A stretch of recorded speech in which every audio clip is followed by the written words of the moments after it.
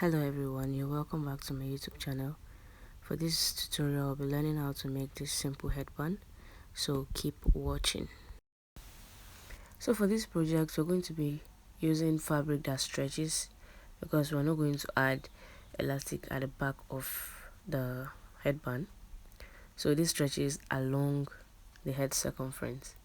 So you're going to cut your fabric using your head circumference measurement plus 6 inches along the stretchy part, and then 6 inches width.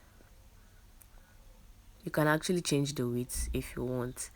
Then you go ahead and fold your fabric into two and sew along this fold using your serger or a zigzag stitch.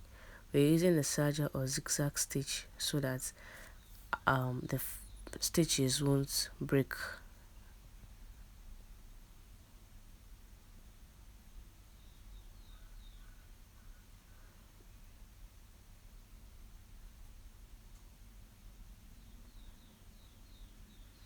Now we're going to flip this inside out and we'll proceed to the next step, which is tying the knots.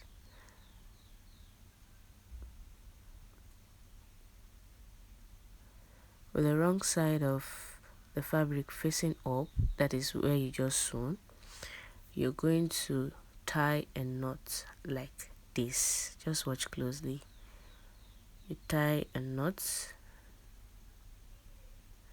After tying this knot, you bring both ends together and sew across using 1/2 inch.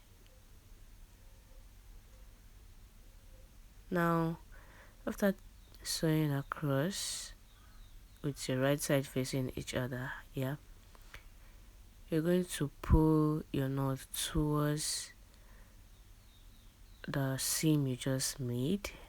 You pull your knot towards the seam allowance so as to hide the seam, therefore making our work clean both on the inside and on the outside. So you're just going to pull gently and adjust, making sure that you hide the seam inside the knot.